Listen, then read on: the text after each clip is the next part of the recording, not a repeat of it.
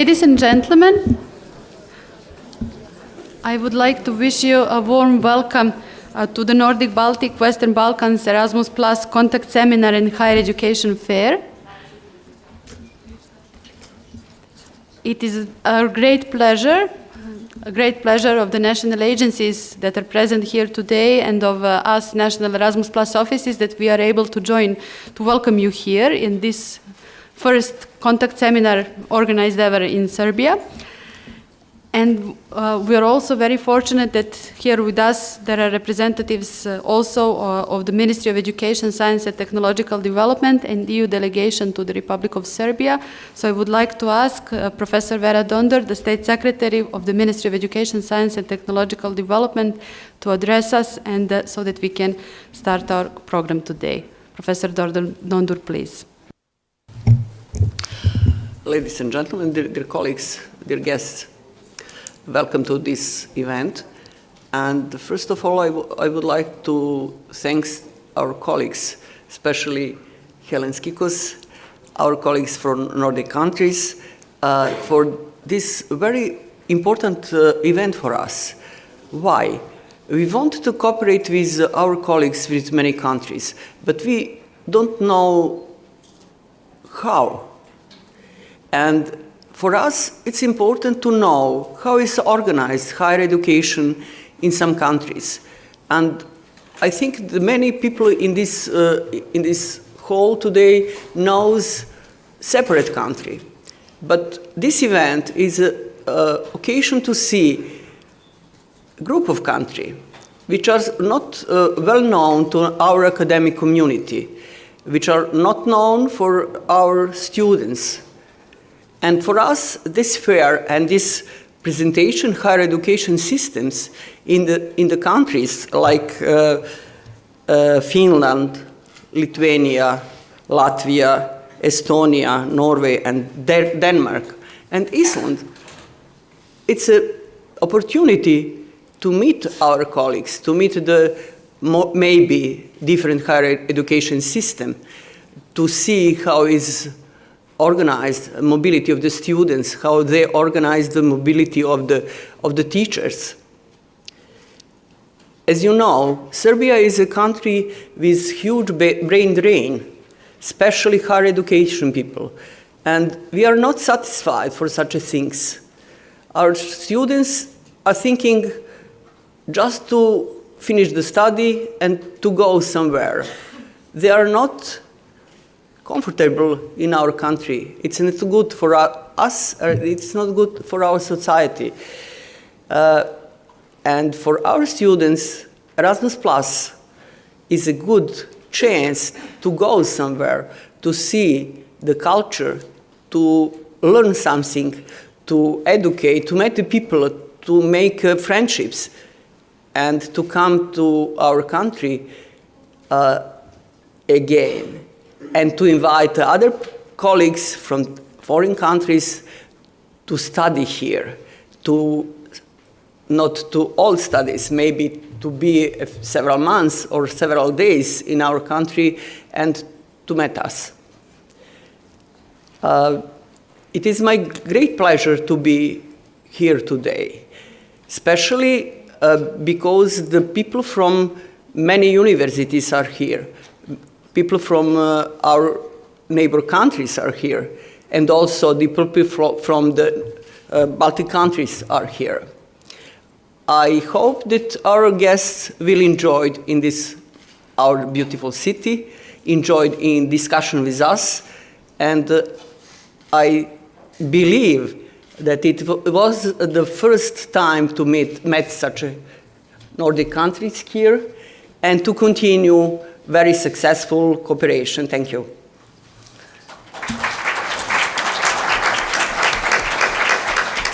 Thank you very much, Professor Dondor, and I would also like to thank the Ministry for their support to this event, but also to the implementation of the Erasmus Plus in Serbia.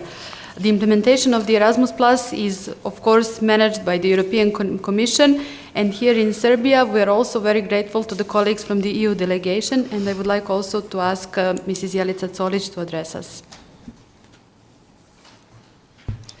Dear Madam Dondur, dear colleagues, dear students and friends, it is my great pleasure to address to you on behalf of the delegation of the European Union to the Republic of Serbia, and I'm very pleased to see that you are here today in such a great number.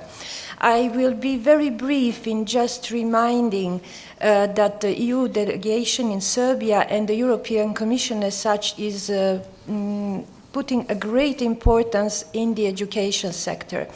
The figures for the EU assistance that is so far given to the Republic of Serbia goes as far as 75 million euros by today's date, and I would like just to mention that a big part of it is actually part of the Erasmus Plus, Erasmus Mundus and Tempus project in the past.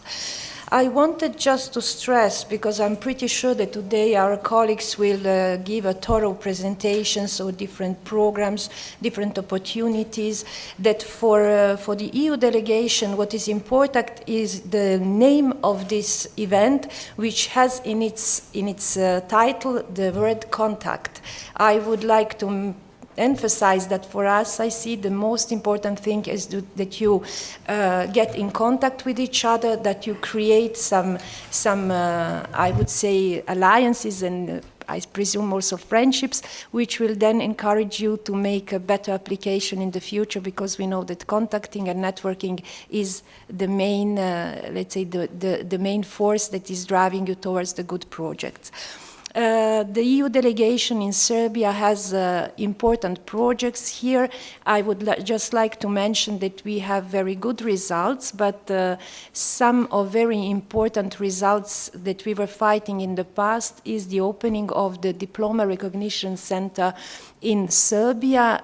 Serbian students now that were studying abroad has a very easy possibility to recognize their diploma, which was in the past a problem. So I would like to congratulate the Ministry for this step and to emphasize that the Serbian students coming back to Serbia will not encounter any more problems in this area. I would also like to mention that the Serbian participation in the EU programs was so far very good. I'm pretty positive that my colleagues from the offices here will remind you of the good results they have. And I wish all of you a good stay in Belgrade and also a good cooperation in the future.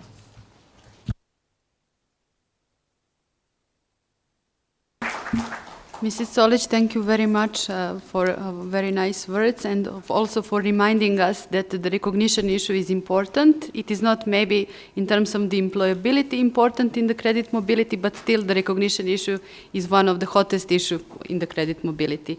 And now we are coming to our keynote speaker, Mrs. Elenis Kikos from the European Commission, Directorate General for Education and Culture, that is going to inform you about the Erasmus Plus opportunities for providing support to higher education cooperation. Mrs. Kikos, please. Good morning. It's lovely to be back in Serbia. It's lovely to be back in Belgrade. I say back because I was here last year in the same hotel when we had presented the results of Tempus program and other higher education programs in the region. It's almost becoming familiar, like a home away from home. So I'm very happy to be here. Thank you to the organizers. I'm very pleased with this initiative to bring North and South Europe together. We know the programs, and I will present them presented later, but they haven't changed a great deal over time. And you have excellent National Erasmus Plus office here that will come to your universities and present to you what the opportunities are. You have very capable and excellent national agencies back in the European Union who will do the same. What is important, as the representative from the ministry said, is that we bring people together. And this is a great initiative that I hope will be repeated later again. As a matter of fact, we're planning to repeat it in December in Vienna, where we will be bringing more people from the Western Balkans with more countries from throughout the European Union. The objective of this seminar is to bring people together, to give you an opportunity to network, to hopefully then come up with and develop ideas, which will hopefully be born into project proposals and maybe longer-term cooperation under the Erasmus Plus program. Or, as we say for our preparation in the Vienna conference, we're going to have speed dating, hopefully some engagement, and maybe even marriages at the end of the conferences.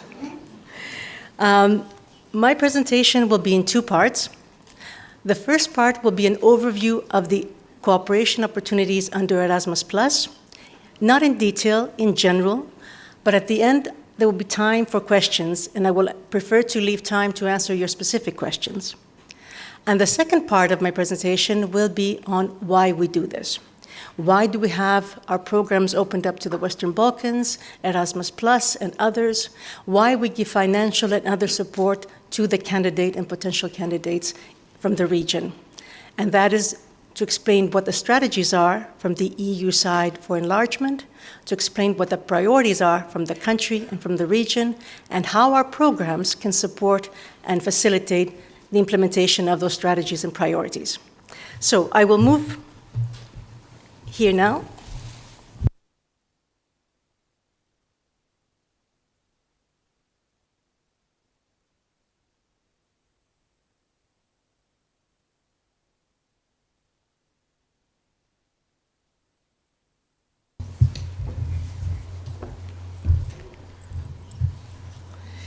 Where is it?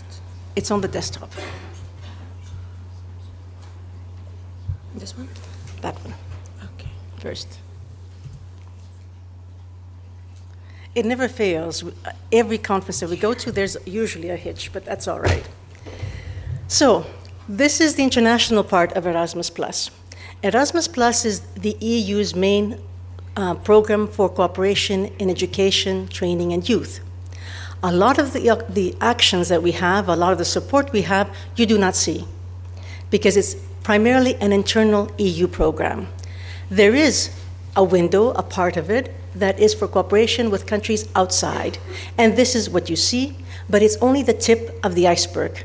And hopefully, in the years to come, you will develop your own national agency for Erasmus+, and you will be able in Serbia to participate fully in the program, having the remainder of the iceberg below the water also at your disposal. So what is it? It's our program for cooperation in education training, and now youth and sport as well. It funds all sorts of actions and practitioners in these areas with projects and also with scholarships. And it fosters, as I said, cooperation among the EU, or as you'll see later, program countries, and between the EU or program countries and the rest of the world. We have to discern at the beginning some terminology. We speak of program countries because we have countries that pay to participate fully in our program. They're not part of the EU. So program countries are all of the EU 28 countries, plus the 6 that you see listed below: Iceland, Liechtenstein, Norway, the former Yugoslav Republic of Macedonia, and Turkey. And all the other countries, including Serbia, we call partner countries. They can partner with the program countries for certain actions under the international part of the program. What are these international opportunities? Well, they're credit mobility. For the first time last year, and under Erasmus+, we opened up what used to be only the intra-EU mobility, the old Erasmus program. That's what we called our new program, Erasmus+. Erasmus became known throughout the world. In Australia, in the US, everybody became Erasmus. So now we have this kind of mobility for staff and students, not only within the EU, but virtually the whole world. And Serbia and the Western Balkans have a huge budget for supporting this kind of mobility. Then we have Erasmus Mundus joint master degrees. For those of you familiar with the old Erasmus Mundus was a program on its own. It had Action 1 and Action 2. It's a little different now. We'll explain it later.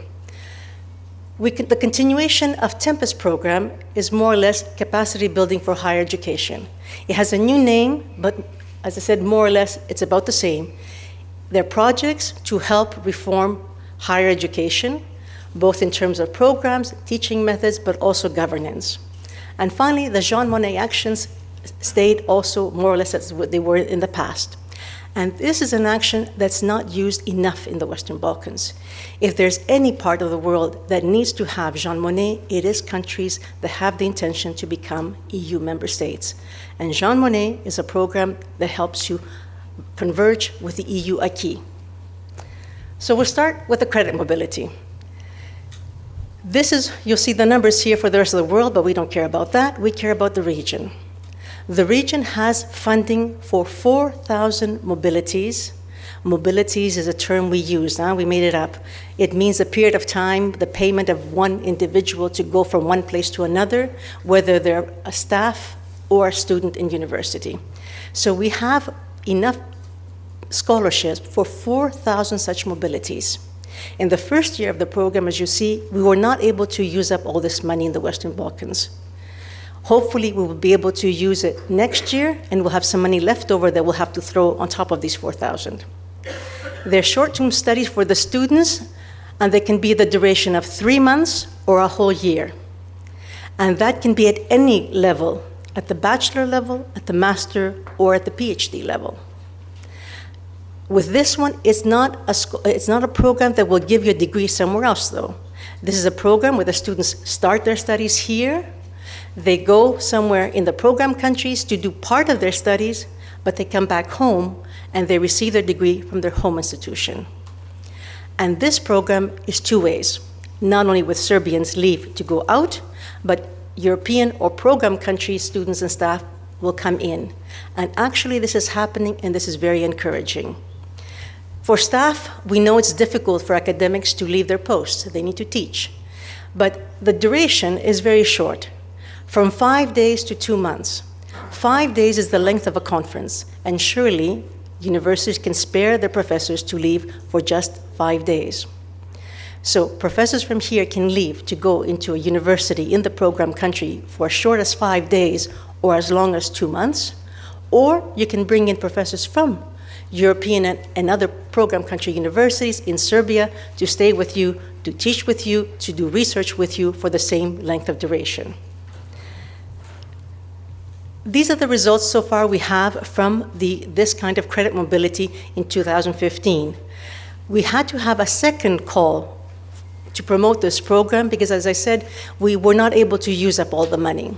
This is the results we have from the beginning, and in total it's about 3,600 mobilities. I'm very pleased with the results. We are very pleased with the results for two reasons. One, that the split between staff and learner, as you see here, staff is in pink, the students are in blue. The split is about 40-60, or 60-40.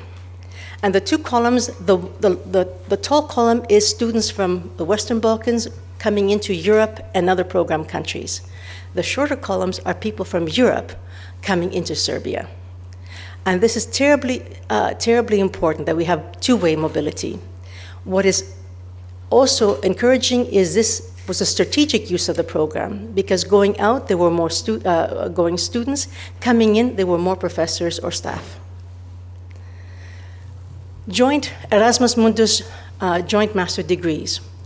These offer cooperation between institutions, universities, of 3 universities from at least 3 different program countries, but it can be a consortium of universities that has more universities, including universities from program countries such as Serbia. As a matter of fact, you had the #1 rated when we did a quality review project in Erasmus Mundus, Astro Mundus, with the participation of the University of Belgrade. So it can be done. We had partner countries, including yours, participate in Erasmus Mundus program. Universities as part of a consortia where all of them give more or less the same degree at the same level of difficulty and quality at the same time, so students can freely circulate among the universities in the consortia to take their degrees. The courses can last, they're masters, they can last either 12, 18, or 24 months, or respectively 60, 90, or 120 ECTS. The proposals for all of Erasmus Plus, you will see, have the same evaluation criteria. Relevance, how relevant is this to the development needs, the strategic goals of the universities or the country. The quality of the design of the program, will it fall apart? Is it likely to survive? The quality of the team, are the right people doing the job and the work that they're most best trained to do? And the impact and dissemination. And this is very, very important. I'll come back to it later. How it works is that you put together a proposal, you meaning a group of universities. You submit it to us and say, we want to put a proposal on wastewater treatment. 3 universities from the EU program countries will participate, and maybe 1 here from Serbia. It's important because it's a big issue throughout the world, especially in the developing world, etc. This is, we've put together the best heads from these best universities. They're top the authorities, and because we are so good, we're able to attract students, etc. Okay? We evaluate the proposals among many applications of similar kinds of joint master degrees. We select the best. We give the consortia the money, and they then select the best students to come and study in their group of universities with a full scholarship to take that course. Okay. So we select the university group, the consortia, they then select the students. We provide them with enough money for all of the scholarships for the students' cost of stay there, for the students' travel back and forth, their insurances, etc. And we pay a very small part of it goes to the administration of the program for the consortia and the universities involved as well. For these, along with the other ones, you apply directly to Brussels, and it's a worldwide competition, though. It's not only partner countries outside of Europe, here in the region or elsewhere, but the whole world. The US, Japan, Australia, whoever wants to participate with EU and program countries to put together jointly a master's degrees offering such scholarships with EU funding. For the students also, it's worldwide competition. When the consortia have 20 or 40 scholarships to offer, they make it known to anyone in the world, and whoever wants to can come and join them, and they are selected based on their academic quality and performance. Students have an obligation. They must study in at least 2 of the consortia universities. Therefore, it is quite good for internationalization as well, because students see different parts of the world, different countries, and also how things are done in different universities. All of my slides will have a link to where you find more information, but your national agencies and your Erasmus Plus offices will be able to give you more information and also information days in your home capitals. These are the results we had of last year's call that just finished in the summer. We had 76 applications in total worldwide. 15 of them were selected for funding. The odds are not bad. Compared to research, they're pretty good, I think. And the distribution of whom we funded is more or less in accordance with those proposals. The lion's share goes to the hard sciences, then followed by the humanities, and then the life sciences. There's a link on the website where students can find out exactly which programs are ongoing, because programs selected previous years, they still continue. We provide funding for 3 intakes of students. Usually, the first year, people get together to organize the joint master. The second year, they start bringing in students, because it takes a while to get them to come, and visa issues, etc. And then if it's a 2-year master, we have 3 years of intake, and the last year is the second year of the last intake. So this is good news. Capacity building, more or less the ex-Tempus program, as I mentioned earlier. It's a program that you know very well here in Serbia, because you have the largest number of projects under Tempus and capacity building, again, in this last selection round. You also are unique that of all the participating partner countries, you are the country that has the highest number of projects managed by your institutions. That is, that the consortia is managed by a Serbian university, which is not that high in numbers, not for even Russia or Egypt or other countries to which we offer these programs that are much larger in population and scope than Serbia. The objectives remain the same as they were for Tempus. It's to build capacity and to help modernize the universities and higher education institutions, and to ensure that there is structural and long-lasting impact. This is the difference. We've had Tempus for almost 25 years. We're doing the same thing. It's wonderful. At the beginning, everybody participates. Whatever remains, remains. We will build on that the next round, etc. But after 25 years, we will not continue to do that. Now we ask you for upfront, how will you maintain the project? Something that is difficult, but you've had almost 25 years of just having a project with very little maintenance or impact, if I may say so. So to support, to modernize the universities and to bring them an international element, to improve quality. You belong in the Bologna group, as do the Nordic-Baltic countries that are here. However, the quality assurance systems that are there, that are in place, that are in paper, that are processes, are not always as strong implemented on the ground as they are described on paper. So we need to improve still the quality and the quality assurance of the universities, of the offer they give to the students, improve what the students take out from their education. That is what they know, not what the professors know. Their skills and their competence after they finish their studies and their degrees. Enhance the management of the institutions and the governance of universities. I won't go into very much. You know the situation in the region and in Serbia, and I think there's still a lot is left to be desired in terms of how effective and how efficient the governance and the management of the institutions are. To promote people-to-people contacts, yes, and there is even more mobility opportunities for the Western Balkans within these projects. We have the detached international mobilities, which I explained first, but if you put forward a capacity building project, you can already at the outset envisage that in order to have more impact, to train students or staff better, you foresee to have an exchange of staff and students within this project. This gives you almost 80, or is it 85% of the budget, more than the limit, and you can, in this way, exchange more staff and students back and forth. Ultimately, it's to converge your voluntary convergence with the EU acquis, with Bologna. It's not us, your government, your ministry says this is what they want to do, this is the direction of the country, and as Bologna members, this is what you all have signed and said you will be doing. So, as with Tempus, there are two kinds of projects, the joint projects and the structural measures.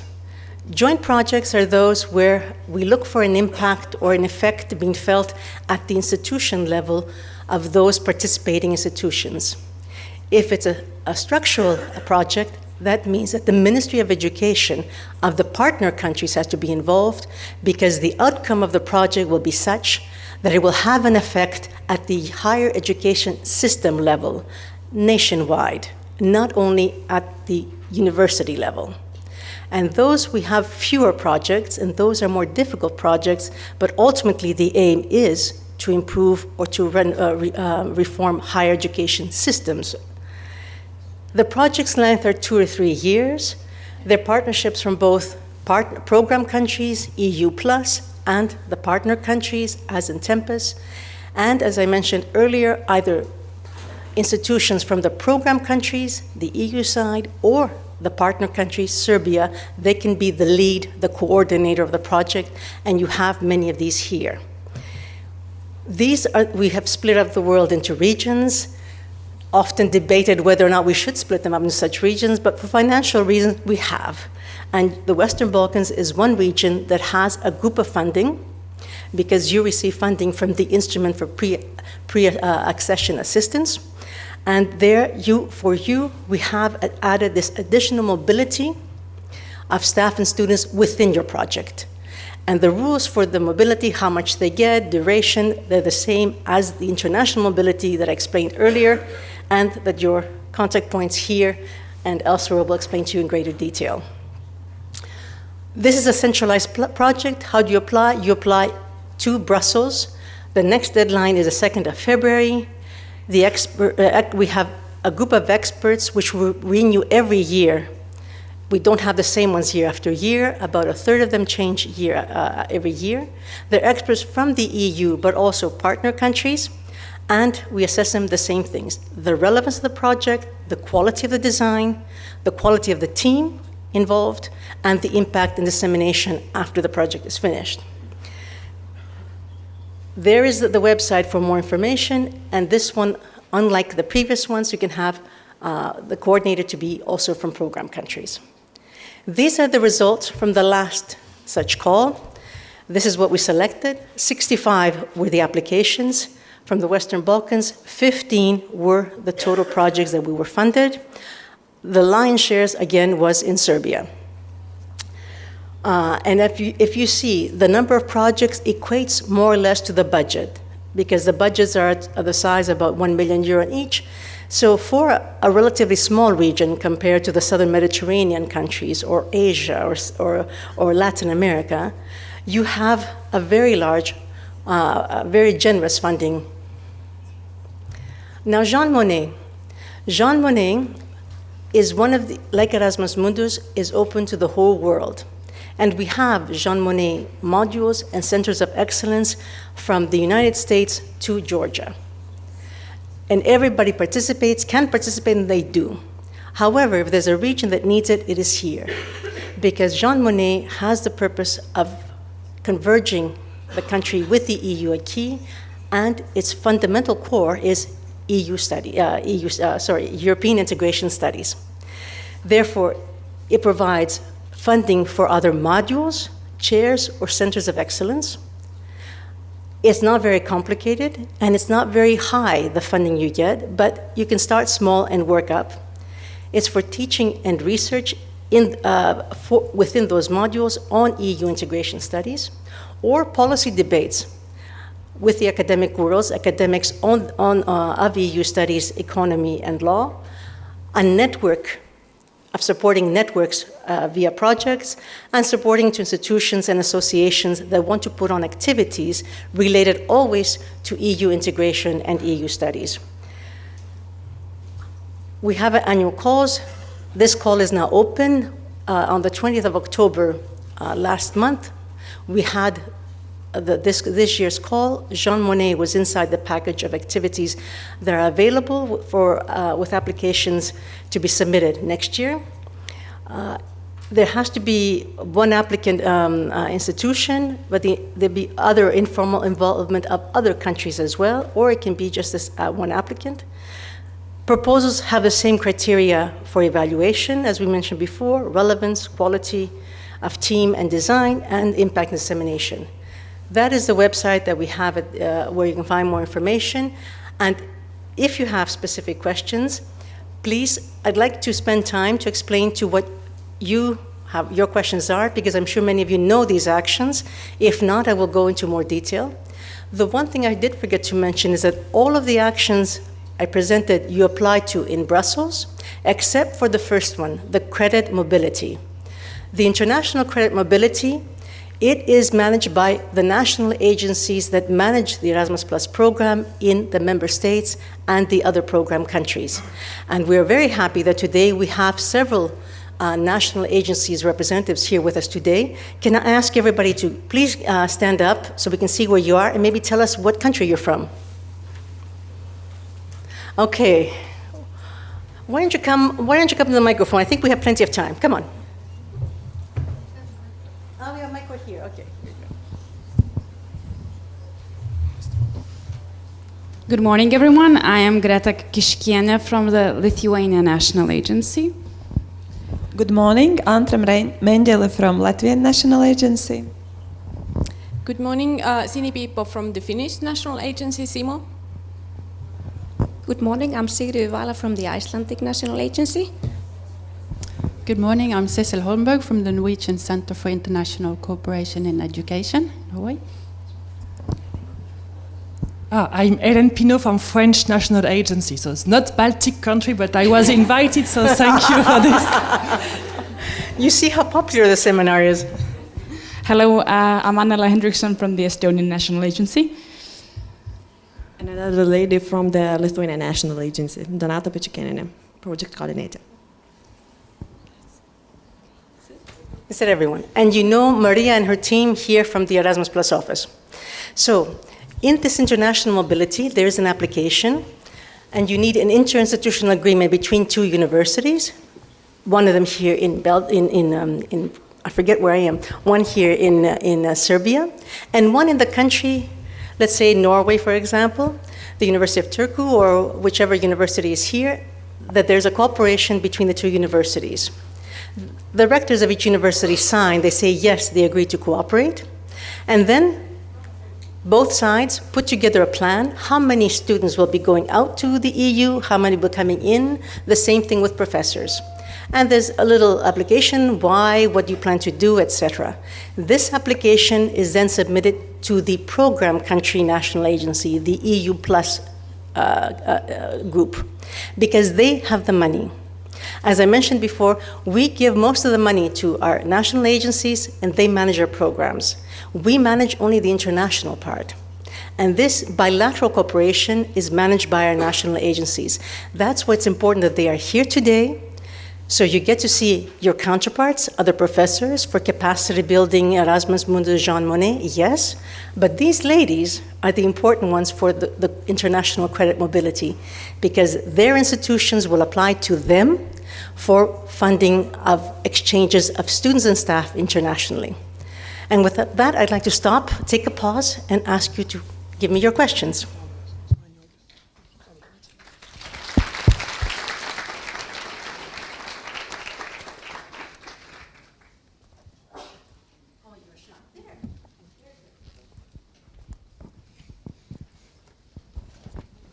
Hello. University of Novi Sad, Ivana Vujko from the International Relations Office. It was a pleasure to be invited and a pleasure to listen to your presentations. I have a very concrete question. What is the relationship between Erasmus Mundus and Erasmus Plus in terms of, for instance, students spending 10 months in Erasmus Mundus on the master's level and then wanting to apply on PhD exchange for 6 months, because we already had these kinds of questions from students who were already mobile. So thank you.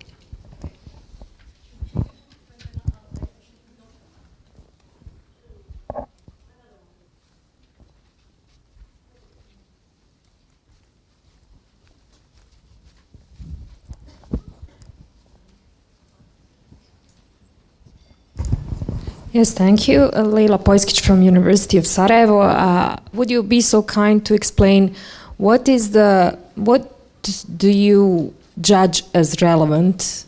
What are the bases for relevance?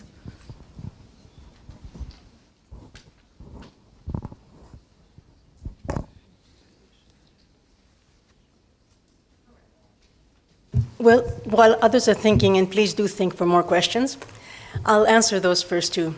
First one is the Erasmus Mundus scholarship is a scholarship for a full degree. In Erasmus Mundus Action 2 in the past, yes, but that is no longer available at all. I'm sorry, for the old projects. Okay, so if you have, so you're talking about old projects, they're still continuing their intakes later. Those are unique questions. I would say that they are more or less than the same thing, because the Erasmus Mundus Action 2 was a credit mobility. It wasn't a scholarship for a degree. Therefore, we have replaced that now with the international credit mobility. So if they are applying and getting a mobility under Action 2 of Erasmus, past Erasmus Mundus, if it's on the level of masters, of course, they can apply under Erasmus Plus credit mobility at the level of PhD, but not for masters still. So the same applies as it was Erasmus Mundus? for the Action 2, for people that don't know it, if they don't confuse, this is it's an old program that no longer continues. So yes, Action 2 of Erasmus Mundus is more or less absorbed into what we call international credit mobility, where in the past Action 2 was only at, I think, it was at all levels. So the difference is now is he cannot or she cannot reapply for the same level, but she can at the following level, just like you can in international degree mobility. If a student is intelligent, they will put into their studies some mobility in bachelor, some in master, and some in PhD level. It's there, it's available. What do we mean by relevance? Okay, for the capacity building projects, which are the easiest, and because they're part of the inside the call, the old ex-Tempest projects, we have national priorities listed in the call for proposals, where each country has decided, they said, for us, this is important, and this and this and that. And in my next presentation, I'll show you what are national priorities in Serbia and what are the regional priorities for the Western Balkans. So that is easy. If you have for Erasmus Mundus or for Jean Monnet, I think it's very easy. The relevance is these countries have an EU, a perspective to become EU member states. Therefore, this is a program for EU integration. It's relevant for them. For Erasmus Mundus, again, the relevance of the program depends on the consortia. If you offer sound mixing, I actually had this in the past, and it's the one I always use. If you have a wonderful master degree coordinated by, I don't know which university, on sound mixing, the latest digital mixing for recording music and videos, etc. And you, in that consortia, you also put, as the time was, I think, Armenia. It's not terribly relevant for Armenia to have this kind of a master when they have such bigger needs in irrigation, in wastewater treatment, etc. So the relevance is for the institutions, but if it concerns a partner country, also for the partner country involved. If the institutions that are putting together a program, they are not, let's say, not the best, but they're not known to be leaders in nanotechnology. So is it relevant that that university be leading a master degrees in nanotechnology if they're not already at the cutting edge? Okay?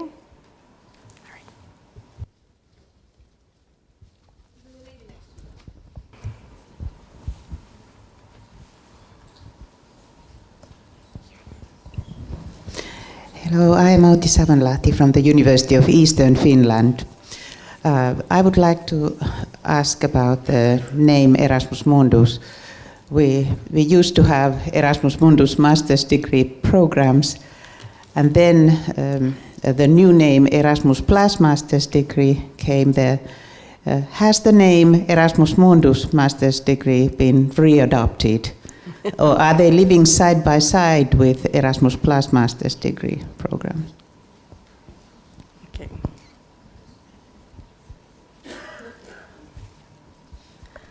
One more, maybe?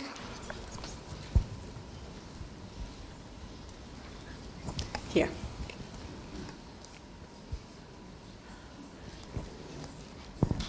Agnes Chaudhry from the University for Education in Subotica. My question is, are the language requirements for incoming students set by university, by country, or are there any general requirements? I would like to know whether I should prepare my students for language exams, to be very precise. Thank you. Okay.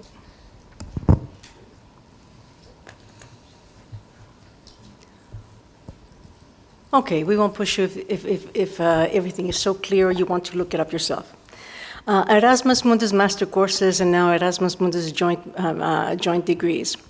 Well, when we moved from the old programs, a set of Erasmus Mundus, Tempus, Alpha, EduLink, and all the rest, to one super duper giant program, Erasmus Plus, the name Erasmus was selected. At the beginning was Erasmus for All, and then became Erasmus Plus because it is our brand name inside and outside of the EU. And we thought that the master degrees would also be part of the Erasmus Plus, when we called at the time degree mobility.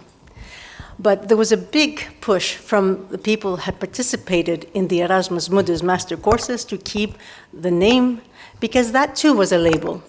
We had Erasmus was world known, but the Erasmus Mundus was an excellence degree, and it had a certain prestige and a label to it as well. So guess what? In Europe, we compromised, as we always do, and now we have the Erasmus Mundus joint, Erasmus Mundus joint master's degrees. So it's much longer, but it's a compromise. Erasmus Mundus is still in there. And this is an action under the bigger program Erasmus Plus, just to confuse you. Now, language requirements. We have online testing, if I'm not mistaken, for language requirements because before students move. You are here in Serbia? Yes. So you're asking for students going out. Exactly. Maybe Maria can fill this in. Well, what I would actually like to do is to ask one of our university representatives for the International Relations Office to explain the procedure, how they select students in terms of the languages, because we know that the big universities have already started to launch the calls for students, so maybe they could say, perhaps Ivana, if you like, or... Okay.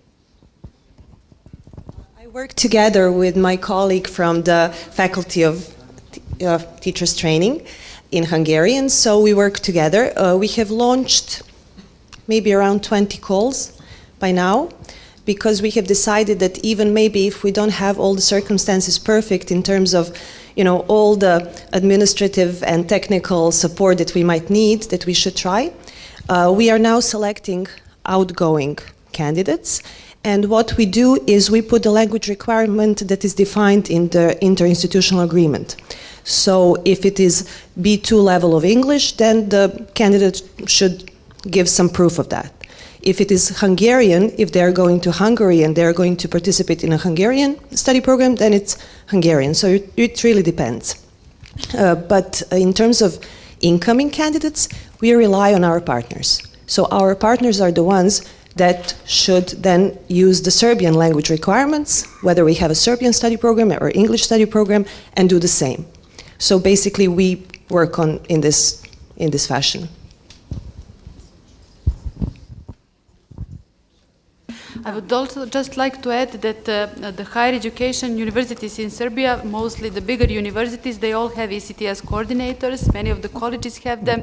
So of course, the procedures maybe are not perfect, but still they exist and they are established. So in case there are any dilemmas, we're ready to provide answers. Thank you for clarifying the name issue. Now that you said that the new name is Erasmus Mundus Joint Master's Degrees, I would like to know if you require us actually to have the joint master's degree where the diploma is signed by the rectors of all or both participating universities, meaning just one paper as a diploma after the program, or whether you also accept double degree programs to be part of this concept. Thank you.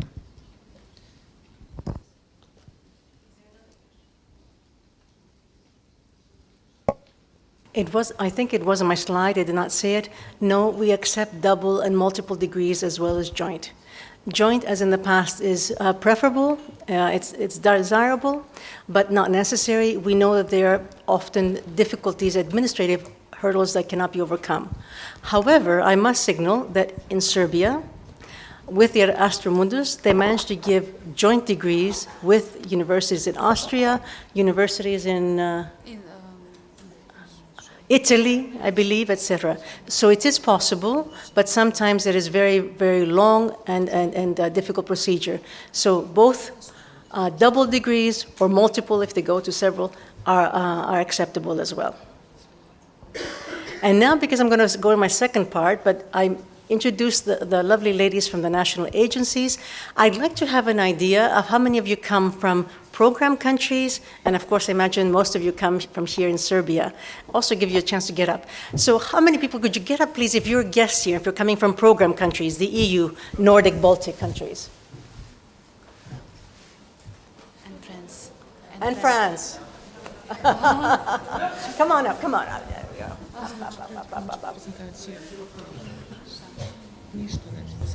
Okay, so you know who to target when you go out in the networking session afterwards, huh? And those of you who are not international officers, but are staff or faculty at Serbian institutions, can you please get up?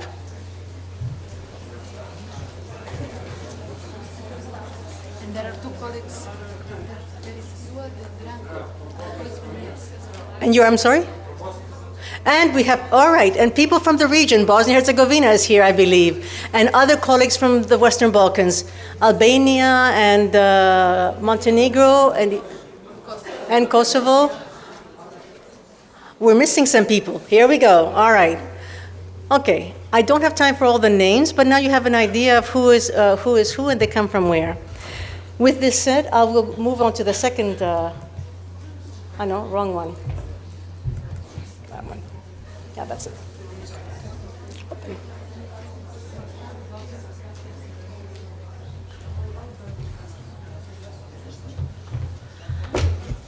All right. So this presentation hopefully answers some of the very important questions. Relevance.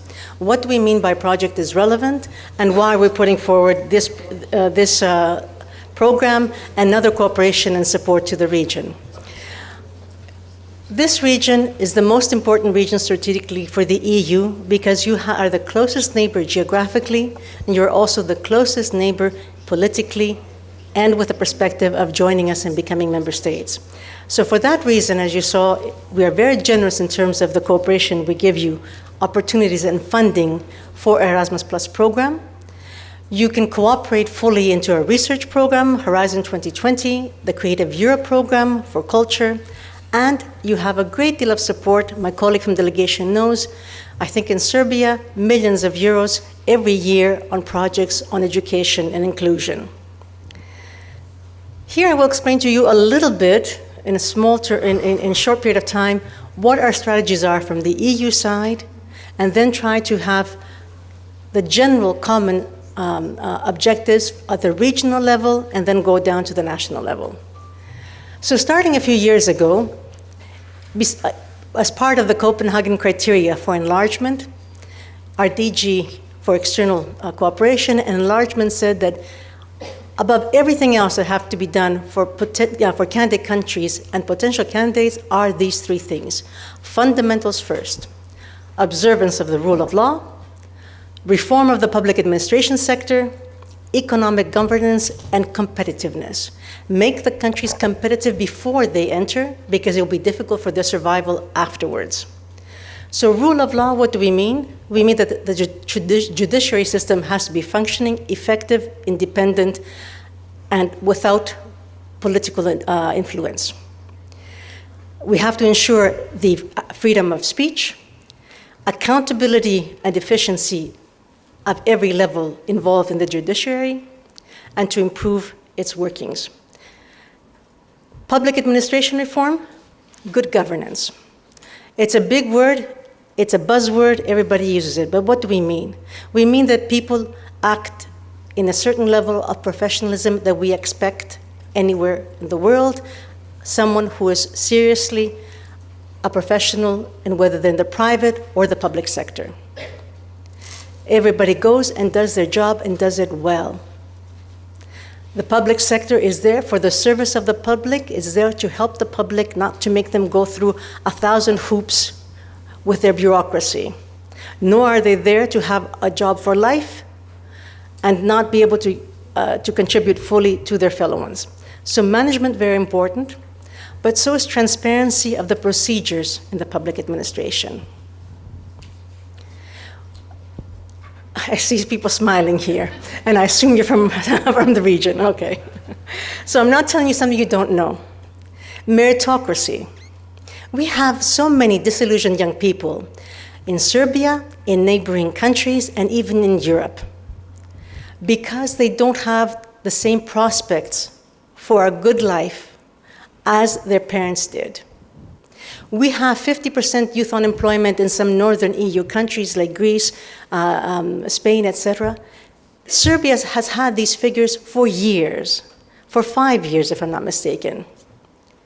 The region as a whole is getting very high up in youth unemployment.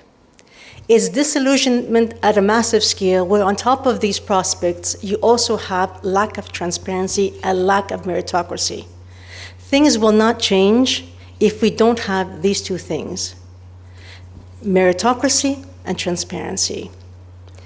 And it's especially important for the young people. Otherwise, they will leave. And they are leaving in droves. It is one thing to have a harder life and harder career inside your country. It's another thing where you have no prospect of having that because not only are there few jobs, they're already taken by people who know how to get them. Professionalism, yes. When we ask students leaving, even graduates of universities, we are conducting a study at the moment, and I'll tell you about it later. What skills did the university not give them? When we ask employers, what skills did their young graduates not bring to the job? It's analytical skills, initiatives, the soft skills, be able to do things on their own. Be able to read something and make a short report. Not being able to organize things. First I do this. If I don't know something, I know how to find it, where to go and get it. These are professional skills that are required in almost any profession. So this is what we mean by the public administration, and they have to be the best example. The public service has displayed these things first as an example to the rest of society. Economic governance, yes, and guess what? Education is the basis for economic governance. In the EU, we have a standing group of experts for the economic case of education. I'm sure you've heard of it before. Education is the basis for everything, the personal development, social, cultural, political development, but also economic development and growth. So if you want to develop economically, if you want to grow economically, you have to upskill the level of your citizens, of your population at large. Not only those that go to university, but everybody. You have to have reform, economic reform, and job creation. And who will create jobs? Investment from the outside is very good, but it has to be had when there's something attractive to bring them here. Things that can attract outside investment are good, transparent system, a sound environment for investment and doing business, and skilled people. Investment in the climate of economic environment, and of course, good management. So these are the three fundamentals that all of the candidate countries and potential candidates are told to work on from the EU side. There are all sorts of laws and directives that you have to comply with and converge with. But above everything else, these are the ones, and these are going from year to year because they're not easy. And we know they're not easy, and they will take a long time. We have in the EU a Europe 2020 strategy. We disclosed in 2010, I believe, and it's where Europe we want it to be by the year 2020. Based on this strategy, the Western Balkans developed their own Southeastern Europe strategy for 2020, headed by the Regional Cooperation Council. We, in our strategy, say we need smart, sustainable, and inclusive growth. RCC came up that you need two more pillars, integrated growth and governance for growth. Integrated growth meaning that people have to, different ministries, different public sectors have to speak to each other so that things fit. It's rare that one service on their own can bring about growth or reform. So you have to have an integrated approach to how you go about for growth. Governance for growth deals with what I mentioned earlier, the transparency, the meritocracy, the anti-corruption issues. But the three pillars of smart, sustainable, and inclusive growth are more or less what we have in the EU, and I will go to these in more detail. So based on your governments, the whole region now, not only Serbia, your government's decision at the highest level of the summits for the Southeastern Europe 2020 strategy, these are the sectors priority. We said relevance. These are the priority sectors for the strategy of how to have smart growth and investment for smart growth. First one is education and competences. No surprise. So they have to be taught at every level, starting from primary, secondary, and also university, basic and transversal skills. What we call the 8 key competences, a communication that in the EU was published in 2006. For most of your, at least basic school education, it is unfamiliar. The teachers are not prepared, and therefore the students cannot obtain this. Linking the education with the labor market, relevance of education, in higher education, in vocational education as well, and modernizing and rationalizing that. In the region, with the exception of possibly Albania, but in Serbia certainly, you have a great deal of vocational education. Students, though, that do not go to a vocation after they finish these. They go to university. And you have a lot of schools that are a misnomer. Vocational school for economy, vocational school for medicine, vocational school for law. Those are not the typical vocational schools. And I say this for my colleagues coming from the EU who don't realize that we don't have similar kind of vet schools. Those are academic disciplines. They're not vet only. Developing the capacity for research. That research and innovation. One element and one area that can bring growth is research, high tech, and innovation. And that can be ingrown. It needs investment, but it also depends on the capacity of the people to actually conduct research that will bring off spin-off activities, projects, companies that will produce a product that can go to the market. So that was the second one for the smart growth. Third one is digital society. Yes, digitalization. You know about it, our children know better than we do. We live in a digital era, and people have to be digitally friendly and prepared for the digital society. And finally, culture and creative sectors. Not being, we're proud because this is our culture, here we are, and if we were born somewhere else, we'd say we're proud because that was our culture, that's where we were. No. Culture in the creative sector as an engine, as another means of contributing to the economy. Everybody is proud of their culture, and so they should be. But there's a creative sector to continue, not only to look in the past, but what we do now. There are many creative people out there producing either products, everything from the films to handicrafts, that they contribute to the economy now. And for our cultural heritage, often rather than being inside weeds and crumbling down, we can help it. We can prepare to be a tourist attraction, to also contribute to the economy, and to be an educational facility as well. So those are the sectors that your countries with RCC identified as the most important ones for smart growth. These are the sectors that they identified as the most important one for sustainable growth. Energy, to be energy efficient, to use effectively your resources, to find new renewable resources, and the infrastructure that is needed to go with them. Transport.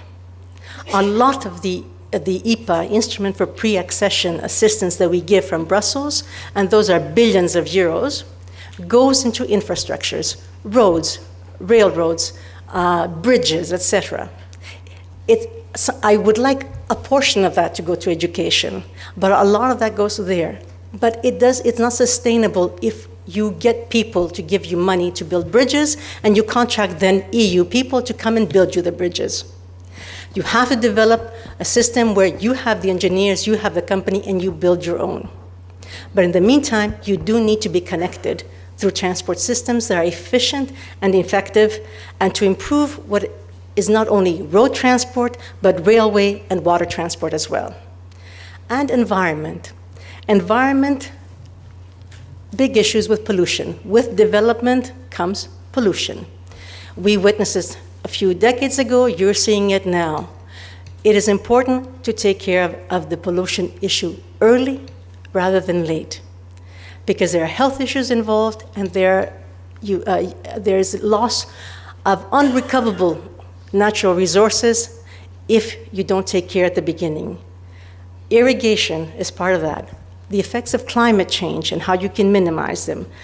Forestation of deforested area, water resource management. It is sad to see wastes not treated being thrown into the water systems. The waters you drink, the beaches that you go to swim in.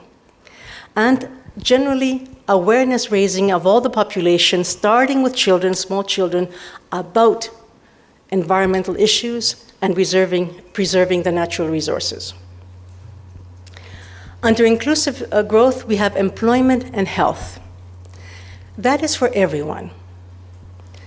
Everyone has a right to have a health system, and everyone has a right, hopefully, and I don't mean right as in the legal sense, but everybody aspires. It's a good benefit for any government or system to be able to give to the citizens, and I would add education there. You cannot have a life for yourself. Our young people, our children, our grandchildren, they need to have a job unless they're independently wealthy. And until now, for many generations, they were able to have good prospects in their country and say they will have a job, they will have a family, they will marry, they have children, and as corny as it sounds, the pursuit of happiness. Along with that is good health care. That is important. It isn't only the rich that will be able to be treated if they have cancer, to have the operations, to get their teeth when they fall out. It should be for everyone. So we need to promote employment creation. One of the ways we can do it is from the other sustainable growth pillar and through education, I would argue, to enhance the labor market, encourage investments, stimulate the social initiatives here, but also improve the health sector, both in terms of capacity of its staff and of the services that it is providing. Now, coming closer to education, with the region, we also have a very high-level policy dialogue only on education and training issues. We have a ministerial meeting starting from 2012 of all the ministers responsible for education in the region with the European Commission, and we meet with them to say, what is important for you? What are your priorities? What do you need assistance with? How can we help you? What can we do to supplement your reform efforts? We have in-between stakeholder consultations because we always get the official view, then we have to see the view on the ground, what is actually happening. And we also have evidence gathering. We preach evidence-based policymaking, and we also have to practice it.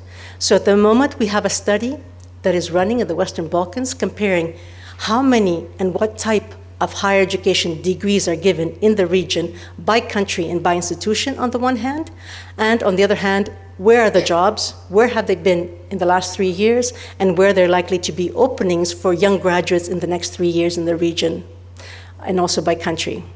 In 2013, we finished a mapping study of how teachers were prepared for their teaching profession, and that's why we know that training of teachers is a priority, because the way that they are trained is not in line with the latest developments. So, and there we try to link the reform efforts in the countries with the convergence to the EU and to provide support for them. And from our first few meetings, guess what? Higher education was the #1 priority. The relevance and the quality of higher education, the minister told us, has to improve. Teacher training, the methods and the competence that teachers have, and there in our report it is cited that the teachers training the teachers are themselves need to improve their game. We have to retrain who are the people that are training teachers so we can have a better batch of teachers, so we can have different and better outputs from our schools, whether primary or secondary. And finally, our ministerial meeting in Vlora, Albania, we had that research and innovation is important, and especially linked with a third level of higher education, the PhD level. There has to be in graduate studies more research, more practical research, not in theory. it is not usual for the EU and developed countries to have the bulk of a PhD program done inside the classroom. The bulk of a PhD is in the laboratory or in the library doing research. This is not the case in Serbia or any of the other Western Balkan countries yet. But that is where hopefully you are aiming to go.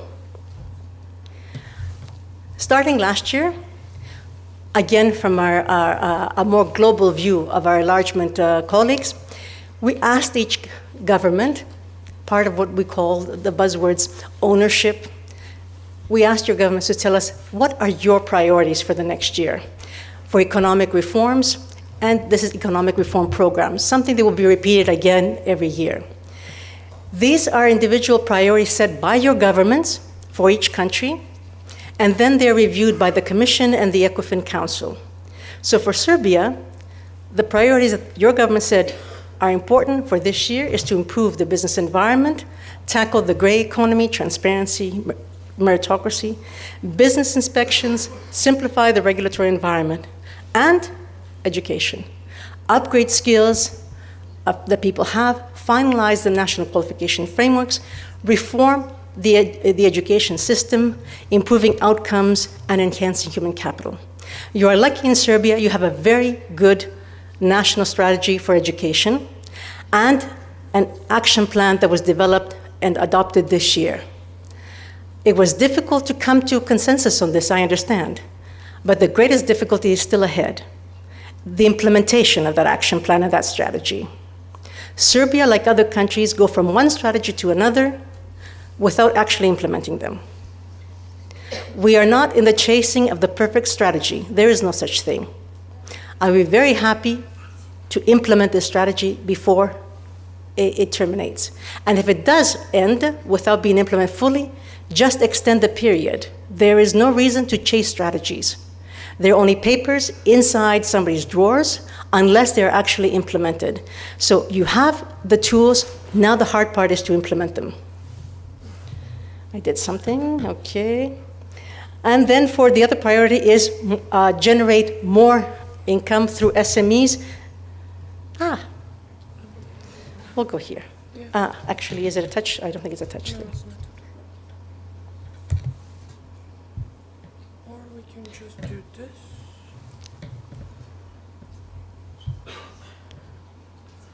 Okay, we'll go. You can. I can go down. That's okay. Here we are. Stimulate private investment. I think I spoke about that before. Stimulate increase research activities and improve energy production, gas. Those, if you're looking for relevance in sectors, you have some of them for Serbia here as well. Oops, we skip. Tomorrow I go to Kosovo on the next day. Now, why are we bringing all these other strategies outside of education? Strategies for economic growth, strategies that are for the development of the country at large inside this forum, which is primarily on a program for education and training in an audience that is in higher education.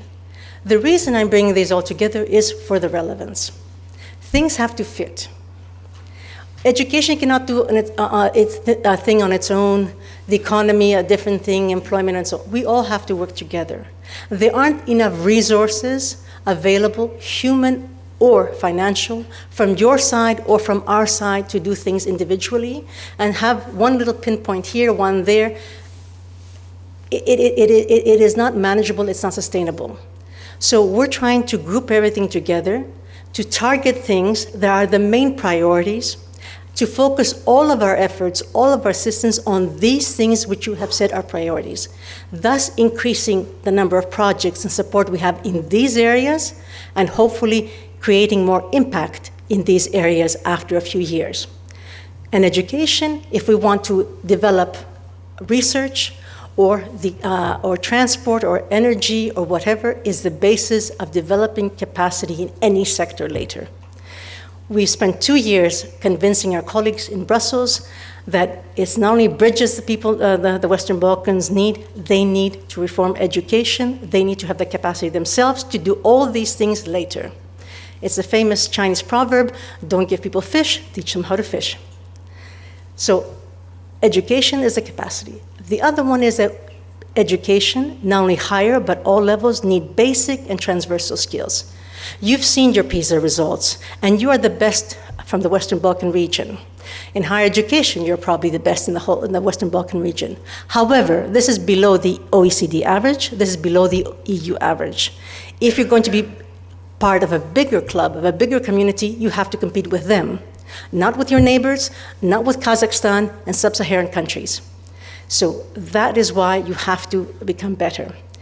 Transversal skills are very important. That's why teachers are important. Basics, math, comprehension, and sciences are the basic skills. But other things, learning to learn, analytical skills, critical thinking, parallel thinking, interpersonal skills, communication in foreign languages, IT competences, those are equally important, and especially in an evolving and flexible labor market, one that is not predictable easily here or elsewhere, because those are the skills you need no matter what your job is, no matter where you are, whether you are a manual worker or whether you're a university professor. We are all political and social animals. We have to deal with other people. And the most important thing we can develop is our ability to solve problems. And that's where the education system has to give to its students and to people leaving it. I think as higher education, you are the top of the food chain. You are the top of the pyramid because you provide the highest qualifications, the highest skills of your society. You train the teachers, the managers, the engineers, and all the other professionals that will take care of other sectors of the economies. So therefore, what people in Serbia can do, to a great degree, I'm sorry, is your responsibility. Yours, people before you, people after you. It's the higher education system. You give them the qualifications, the degrees. What they do and what they do not do out there starts with you. Then I spoke about the relevance for projects in capacity building on higher education, the ex-tempus actions. Here we have more or less the same objectives, and they're clearly listed inside the call for proposal. For projects for higher education capacity building, you have to modernize the curriculum with key competences, with transversal skills, with curricula in different teaching methods, and that is modern and up to date. You have to modernize the governments, the effective management of institutions in higher education, and the functioning of the system, cooperation. In the same universities, when I come to information days, it is interesting, we share the best projects, the good projects with everybody else. And I'm always so pleasantly surprised and very happy to learn about projects. What I didn't realize is that the person from the faculty next to the one that has a project didn't know anything about that project. We have to work together. We have to disseminate more, and we have to make things known. That is the only way we can build up on the results of these projects, to be able to work together. And the people in the decision-making process are the ones that have to force this. If cooperation is not happening voluntarily, then the management will have to make this cooperation and communication effective and available for all. We cannot keep on going to every faculty of law and having a project on EU integration. It's impossible, and it will take us 100 years, even if it were possible. What we can do, if one faculty has it, the others have to also, in the university, the other faculties in Serbia also have to adopt it and learn from it. Quality assurance, I spoke about this. Not only in paper form, but actually what happens. And if you do have an evaluation, not only from the same group, not only from your peers, you have to bring external experts. I was surprised that Montenegro, in part of their evaluations of universities and institutions, had external experts outside the country, and Serbia did not. I understand now Serbia has it in their plans. Good. But that is, and then when they give you the report, it's not the process that's important. The process finished, they have a report. The follow-up and the implementation of the recommendations is the most important part. And that is what we'll be looking at for.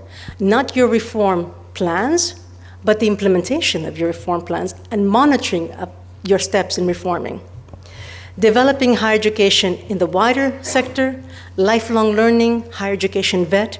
You have many colleges in Serbia that are not universities that give professional qualification, and that is a feather in your hat.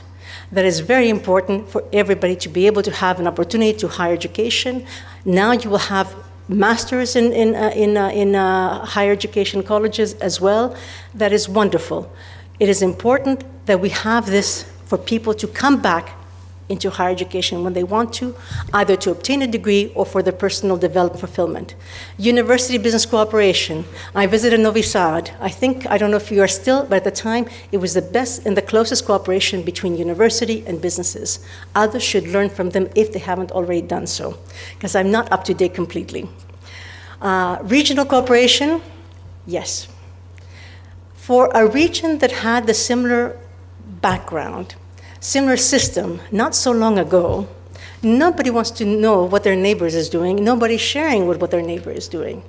And I think that is sad. There has to be more regional cooperation because for us, on the other hand, we cannot come and do everything to everyone. When we have our ministers coming together, it was interesting last time that we only had good examples from the region, not from the EU. There are good things that are happening in the region, not everywhere, not everything, but there are, and you can learn from each other because you have similar background and you understand each other.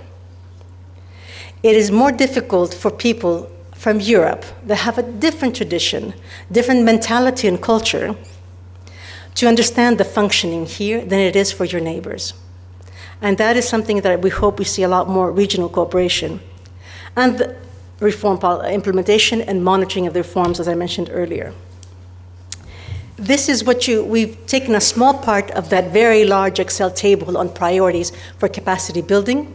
These are the ones for Serbia, which areas you've selected. We asked to reduce them because if you have everything available, then you do get sound mixing, then you do get all sorts of things. But what we want is to target it more, to have more projects in the same field for greater impact. So this is what it looks like in a nutshell. The call itself and the larger table you will find on our website. You develop priorities and we develop priorities. So the national priorities for Serbia on the left-hand side and the regional priorities that we've developed at the EU are on the right-hand side. And we converge on two things: teacher training and environmental protection. And as you saw earlier, in almost every forum that we had, whether it was the ministers of education or the governments or the strategies for development in each country, teacher training and environmental protection was present in almost all of them. Here, improving the quality of education, learning outcomes, what students can do, what skills they possess after they leave the education system, that is the #1 priority. And there we are perfectly in sync between the national priorities and the regional priorities for capacity building. Improving management, slight difference.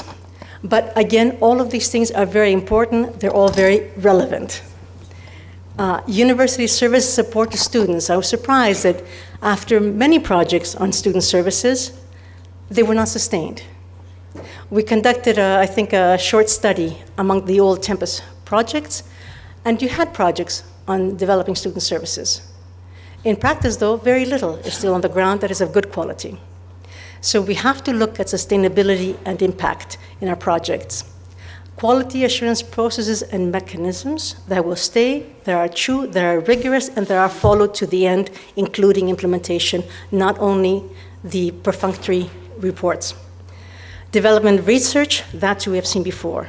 For us, it's important that every institution has a strategic plan. The country is developing its own, but the institution needs to know where it's going, to strengthen the areas that it needs strengthening, to improve the areas that are good, to make them excellent, and to offer even better services. Internationalization and cooperation with the region, with the EU, is very important, and access to the population, the segment of the population that don't usually have opportunities to go to university because they're disadvantaged for one reason or another. These developing higher education, non-university sector, and monitoring the reforms. Yes. That for us is now, this is my job. Before it was to learn. Now we've learned, now we have to monitor. You have an action plan, you have strategies. How are you implementing them? We're not interested in new laws or new strategies. They're only paper until they're acted. Now we're interested in implementation of these. So, by reforming the higher education system, the education system in all, we can facilitate growth and also development of the economy of the country and even job creation. Because education builds the competences and the capacities of the citizens. And they are the ones, not Martians, that will develop the economic sector, that will train the next group of people, that will be the professionals at the public administration or in the very specialized skill sectors. We need, through that also, to better prepare the young people with more skills, more relevant skills, so they can find a job. Hopefully within Serbia, within your region, but if not, somewhere, because they have to take a look, they have to take care of their own future. Ultimately, for the EU, it's convergence with the acquis and preparing you for EU membership. But on that road, I think Serbia and the region can also benefit for its own development. What can you do? Well, you can reread these slides, you can read documents by Googling and finding them on the internet to find out what are the strategies that are out there for the development of the country, of the region as a whole. Help in your part, in your role, the reform process of the higher education or the education system.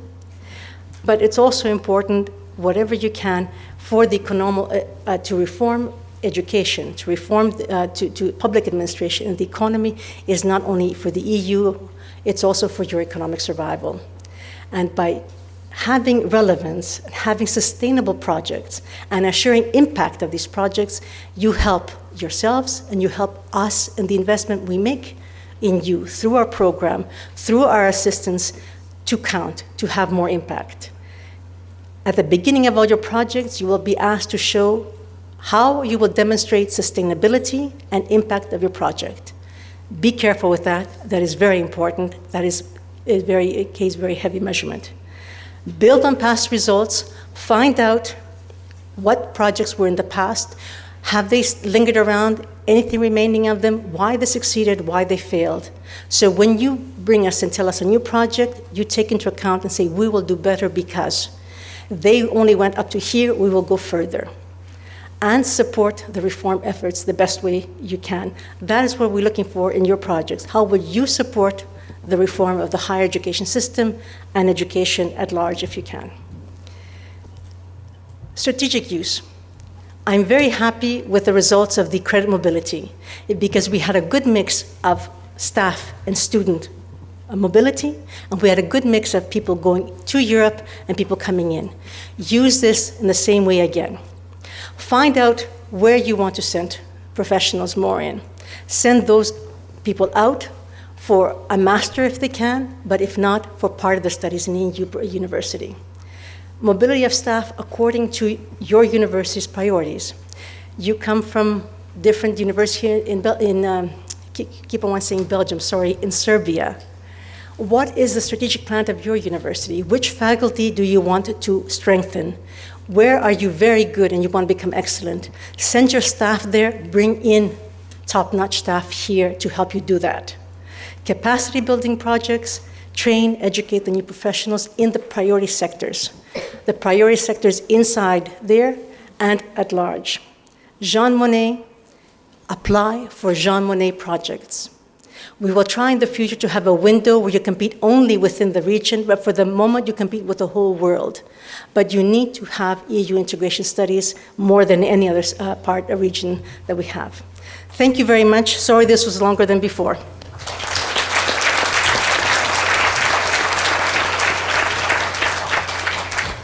Thank you very much, Mrs. Kikos, for a very thorough presentation and for reminding us why the EU program for cooperation in the area of education, training, youth and sport is important and how we can use it to foster the reforms and to really support what we are doing and what is our basic mission, and that is, if I'm not mistaken, in this room, education. And now there is still some room for questions, in case there are any questions, suggestions, remarks from your side. Please.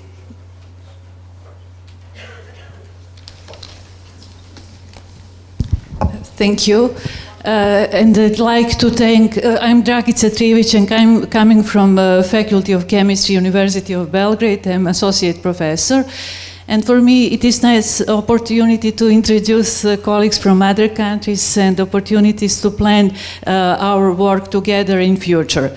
I think that teacher preparation and development of program for teacher preparation is important very much for Serbia and for region also.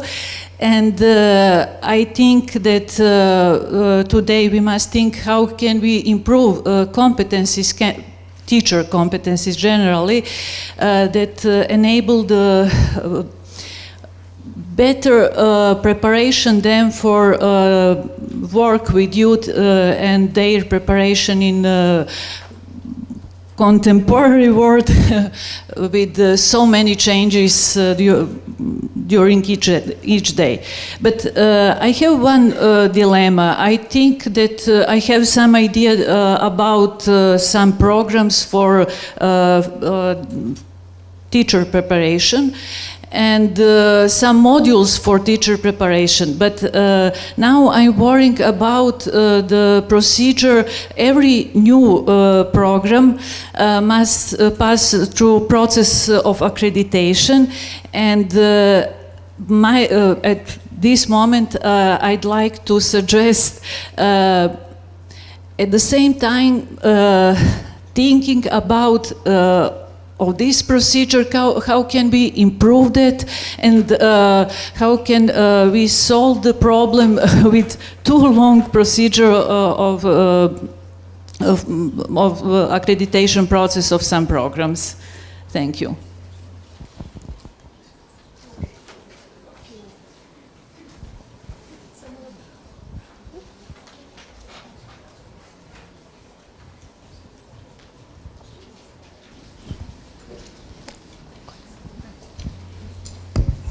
Hello, my name is Dragana Krinović from the Faculty of Agriculture from Novi Sad.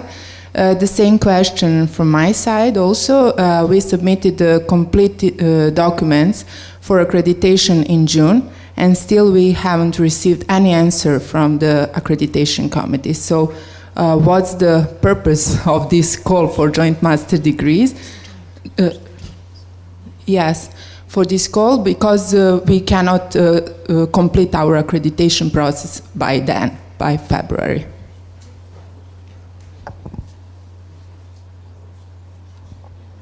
If I may just ask back the colleagues whether these study programs have been developed through Tempus or some EU-funded program, or they are developed in a regular way without EU funding, because this could make a difference, at least for us to understand what is the problem. Yeah, can I ask a question, please? Bruno Glumets, I'm from Eindhoven Technical University, and I would have one question. Can you give us maybe an example of one successful project of the Jean Monnet? For me, it is a new program, so if you can give one short example about that. Thank you.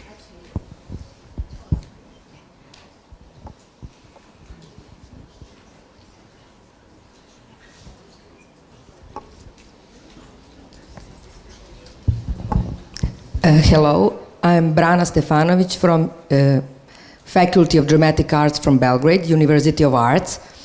And when I said the University of Arts, you now understand that I am here representative of minority, art minority.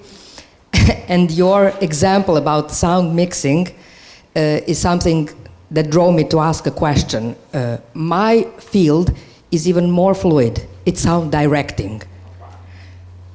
And if education is a pillar of economical growth, can we say that art is maybe one of the pillars of the education in general? And when it comes to funding, where or what is the relevance, and how is relevance judged when it comes to arts? And which part or maybe you have some percentages, is the percent in all our free parts of our discussion that goes to arts. There was something else. Just a second. And is the role of art recognized in the founding of economical growth?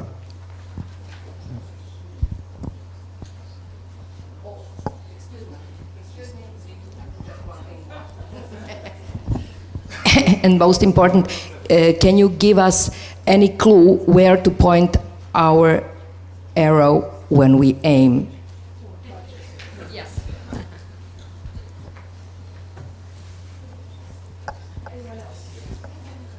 I'll try to answer these before I forget, and then you prepare the next round of questions, because I think this will be a more lively group. I'll start with the last one. You have a series of questions, and the most difficult one, and I do apologize. I taught theater in gymnasia, so I feel for you.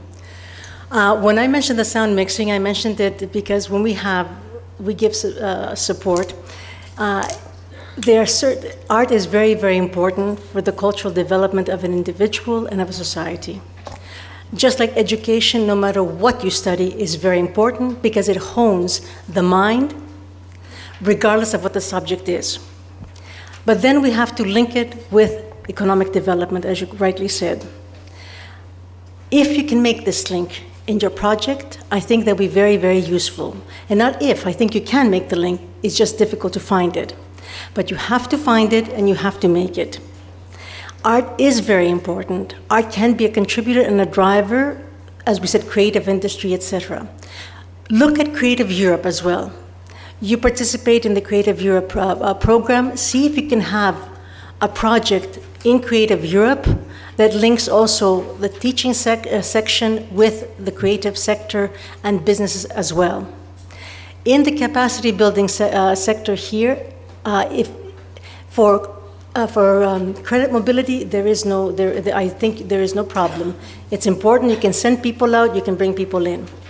For a capacity building project, yes, some priorities are more priorities than others when it comes to developing a country's economic. And I showed you what so far we have seen coming from you, coming from the region, coming from the EU. Art was not in there, but I do appreciate it is very important. But make that link, make that jump to the next step. How will it contribute to the development of the economic development? How will it give jobs? One of the sectors where it may be a good sector for job creation can be the film and the creative industry. Find these links, though, and support them in your application. And that's where you have relevance. In terms of percentage of funding going to art, our proposals are not evaluated according to the discipline. They're evaluated according to the 4 criteria, and each of the criteria get a certain points, and it's the overall points that then have a project here or there. That's why some years we have several in engineering, other years we have several in the social sciences. All of the proposals, regardless of their discipline, are judged together, are judged on the same things, and it's the highest scoring ones, regardless of what the discipline is, they get the funding. That is the best that I can do for your question. Jean Monnet, yes, I can point to your neighbor, Croatia. Croatia had and actually last year we had here in Belgrade, in this hotel, we reviewed the impact of past support in higher education programs, and there was a session on Jean Monnet. And there were several projects that came from Croatia. They start with modules, and then Center of Excellence, and then summer schools were developed. And they're still going on. In Dubrovnik, there's a summer school on EU integration that is going on completely. It is now sustainable and self-funded from the fees of the participants. There are many such examples. We had 2 questions on accreditation, and that is the procedure. I don't know that I can do something for your internal accreditation procedure. I doubt that I can. The Ministry of Education heard you, and that is it. However, what we're trying to do, and I think maybe I have to say it again, it's not the procedures that are important. It is the substance that's important. So it's not whether your teacher, how you train your teachers is an accredited course or will be accredited in 2 or 3 years. It's have you, in the way that you prepare your teachers, the latest, there she is. I was saying that, we'll wait till she sits down. I'm answering your question, madam. And I'm saying that it's not the procedure that is important, the accreditation. Maybe it will happen next year or the following year. What's important is the content of your course. Do you have staff that can prepare the teachers to teach key competences and learning outcomes? Mm-hmm. Do you have enough teaching practice for your student teachers in there? Do you have new teaching methodologies? That is what is important. I cannot solve the length of your procedure. That's internally with your Ministry of Education, and they've heard it. What is important and where you should focus, both you and the other lady here, is on the quality of your program.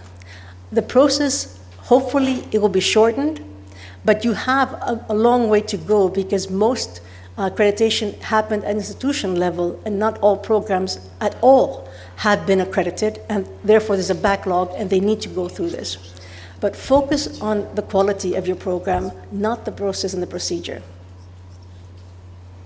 If I may just add, the arts was funded under Tempus. One of the projects supported the development of study programs, and the other one employability of students, and the other one is managed exactly by your faculty.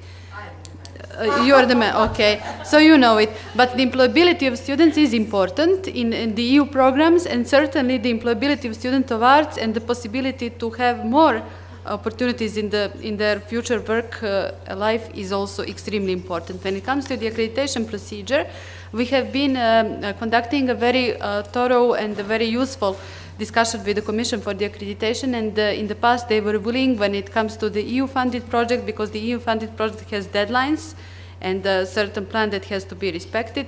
They were always willing to support it and even to have a little bit procedure that is a little bit faster than in the usual sense.